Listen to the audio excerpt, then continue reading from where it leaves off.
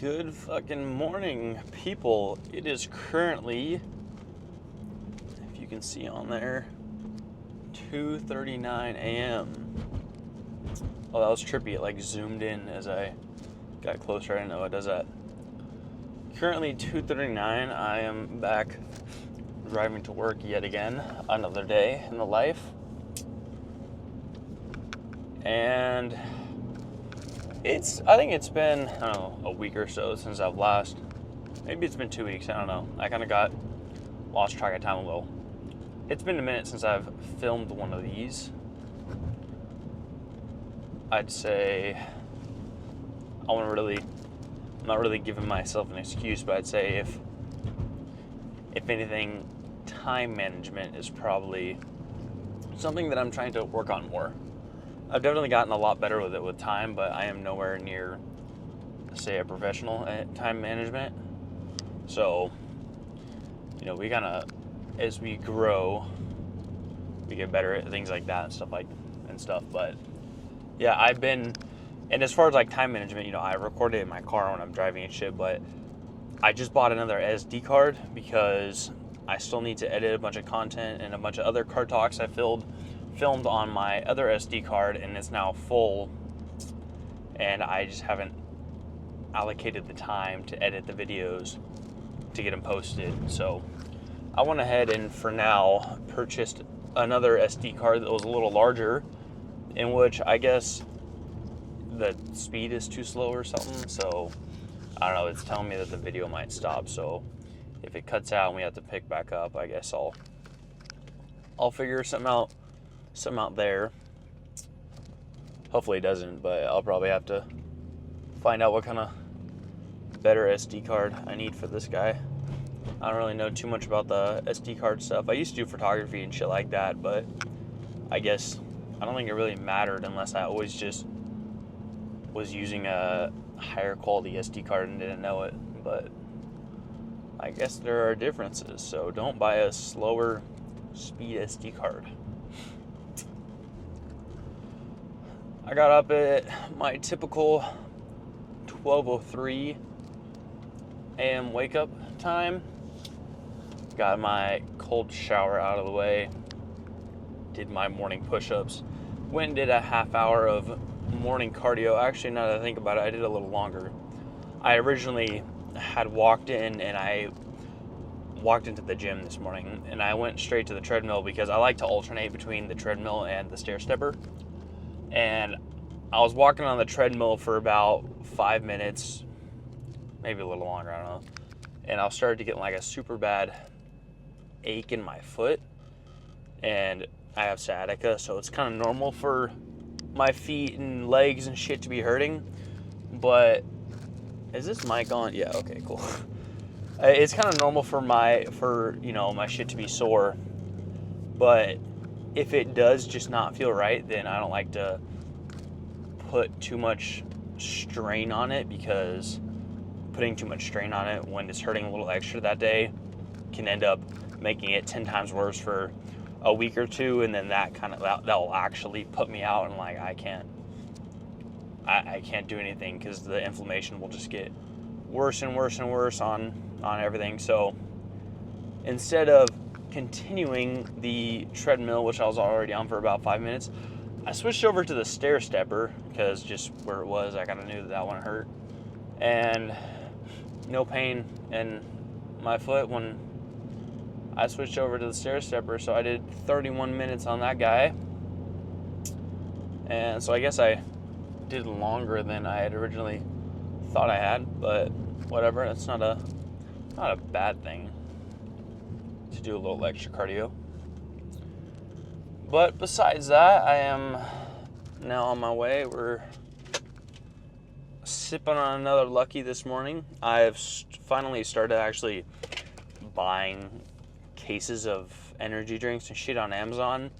For the longest time, I would always just buy them at the gas station and stuff. These I've been buying on Amazon for a minute just because they're kind of extremely overpriced at the gas station. But other ones, even like the Celsius and the Rise and shit like that, I always buy them at the gas station because I kind of have this mentality of, it's the same price pretty much. I mean, if you're buying a case versus you're going to the gas station, it almost totals up to the same price. I think you end up maybe spending 50 cents more or something like that at the gas station, and even if that. But it's, yeah, just instead of always going to the gas station, I started buying cases and shit of them on Amazon, and I kind of had this like, and I mean, it worked for me for a little bit, so you can't. I'm not gonna knock it 100%, but I had this idea that if I constantly was only buying energy drinks or whatever when I would go to the gas station, it was just a better way for me to manage my money whenever I had less money managing discipline. It was still kind of learning about it and stuff like that. But the problem is that it might work great in the beginning, because now if you want an energy drink, you have to actually drive yourself to the gas station to get one, versus if you have a case of them, you can just keep on having however many you want, and then you can say, then you end up having to buy more, and then it nets to become a more expensive option if you keep on drinking them from the case you have at home. But if you're constantly always going to the gas station to buy them, it's either gonna make you stop going, or you're gonna keep on going, and then you're just gonna end up buying more and more of other little shit, because it's just $5-6 each time, maybe $10 each time, and then next thing you know, you're spending fucking a shit ton of money each day just buying drinks and snacks at the gas station that you don't really need, and it's extra calories, especially if you're on a cut. It's just kind of it's a waste of time, it's a waste of money. So instead, now you do save money if you do like the subscribe and save shit on Amazon. They give you like a discount if you have it on auto reorder. So I set that up for a few different ones. That way I've got some choices to pick from. But yeah, so we have moved on to that. It kind of limits my trips there to only gas. I try to, if you don't even have to go inside, unless you have to pay inside or something like that. But if you don't have to go inside, then that also makes it easier, because then you don't look at all the stuff, and you can't buy it if you're not staring at it. So that's kind of, if you can only save your trips to the gas station just to pay at the pump, then that can definitely be beneficial. But besides that, I mean, the morning, this camera is like fucking keeps on walking over. So far, pretty chill morning.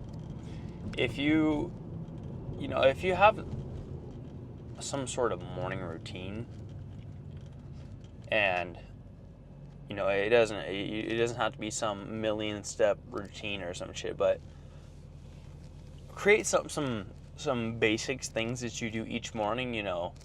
You wake up, you make your bed, you take a shower, you go do your push-ups in the morning, and then you go do one extra thing or whatever that may be. You go do cardio, and maybe some days you switch up the order a little bit, just because for some reason it makes more sense to switch up the order. But besides that, if you get into this routine of something somewhat difficult to do each morning, that's and it might not seem difficult just to fucking make your bed and take a cold shower and do push-ups in the morning, but when you're waking up and you're half asleep, some days it is going to be difficult. And with time, you will get better with it. And I don't think it's that it gets any less difficult, but you just get more used to it, more accustomed to it, and your mind kind of builds up more resilience. So in a different direction, it makes it a little easier to keep going at it. But if you don't start now, then it's just always going to be difficult. So you might as well start something now. But as I was saying, if you have this some sort of easy morning routine or something. Not easy, but like, you get the point. Some sort of morning routine. It starts your day off with something that you don't want to do, and it does a few things. It'll prep you for the day to be able to do the other things that you don't want to do. It's gonna get your mind going in the sense that, okay, today is not a relaxing day. Today's a working day. Today is not take it easy, start your morning, with the easiest stuff possible and do whatever. Today is, we're going to focus and we're going to be locked in. And also it just it sends this sense of relief in the sense that even on your worst days, you still have something that you accomplished, and that's your morning necessities, your morning non-negotiables that no matter what, you still have to do. And creating things in your mind as a non-negotiable is definitely a great way to make things easier to do, in a sense of like, if you're getting in the cold shower every morning and it's freezing and you just you really don't want to get in it and whatever, if you're always telling yourself that, it's cold and I don't want to do it, but I'm gonna still do it, that's great. But at the same time, if you give yourself this sense of it's a choice to do, then and you're choosing to do it even though you don't have to, it kind of leaves this little bit of difficulty factor in there that you could quit but you're not going to. And in that sense, your mind kind of fights a little. But if you ingrain it and engrave it into your mind that it's something that you can't negotiate, it's not an option, you just have to do it, you don't have a choice. Even if you don't want to, you have to do it. Then with time, your brain starts to kind of learn this, and now whenever you wake up, that alarm goes off, you get straight out of bed, no matter how tired you are or energized you are. You go straight to the shower. You're not, you might be dreading it, but it doesn't mean you're going to slow down. It doesn't mean you're going to sit there and wait for a half hour and just stare at the water and waste your time. You're just going to do it and get it over with and go on with your day. Because you know that as soon as that's over, the things you had to do, now you have this full day of progression that you can continue to progress. You're not, sometimes it might feel like you're wasting time by doing these little morning activities that might take half an hour out of your morning, or maybe 45 minutes out of your morning. But if you're not doing these things every day and it causes you to start to regress, then you're not in a net positive. You might speed up your morning by skipping all the shit and then just getting straight to work a little bit, but then over time you're going to start neglecting other things, and then you're going to slow down, and then all of a sudden you're regressing again. So if we can keep it a slow net positive, it's constant. It's just constant wins, and you're gonna slowly grow more over time, and you're gonna be stronger. You can kind of think of it as a sense like, if you grow a whole bunch of muscle and you just keep on growing, and your tendons and ligaments aren't getting stronger, then with time, they're gonna break. So if you build this slower, and sometimes you give yourself this extra push to get extra muscle growth, but then you spend a little time maintaining that muscle and making sure your tendons get stronger and repairing those. If you just kind of work both sides, now you're going to end up at a net positive, because you're not going to have this huge regression moment that's going to put you out. So I do believe in giving yourself some some really hard push time and then some really hard rest time, but that also kind of goes into what I just said of you have your push and then you have your rest. You have your push and you have your rest. And how long that push time is and how long that rest time is all depends on the mental load, the physical load, and it kind of depends on a bunch of things. But the rest period does not mean that you're now neglecting things. Then the rest period means that you're going to a maintenance phase. It's like a diet. And instead of being on a bulk or a cut, you're now maintaining. So your rest is your maintenance. And then when you're ready to start adding on new things, you go back on your bulk, and then you recover, and then you maintain. And then eventually you might have added so many things that it worked out great, but you added a little too much of extra junk in your life.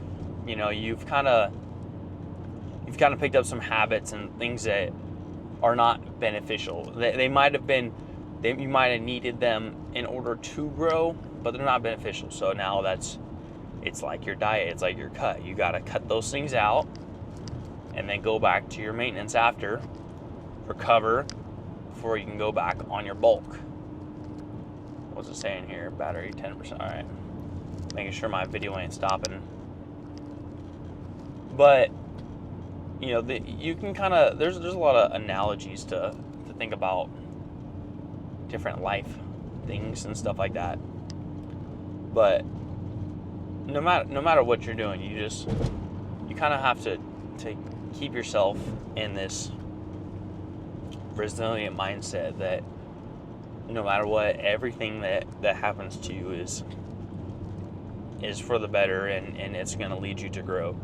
The other day I was driving home and I've got almost new tires on the C63, and one of them, some had hit it on the freeway or my valve stem started leaking and the tire went completely flat. So I had stopped at a gas station to fill it up with air, and I drove another 10 minutes, and by the time I got to the next gas station, it was already completely flat again. So I tried to fill it up again, but it probably had a hole or something in it. And then driving home on the freeway, the tire just gave out and it exploded, and there's no nail or anything, but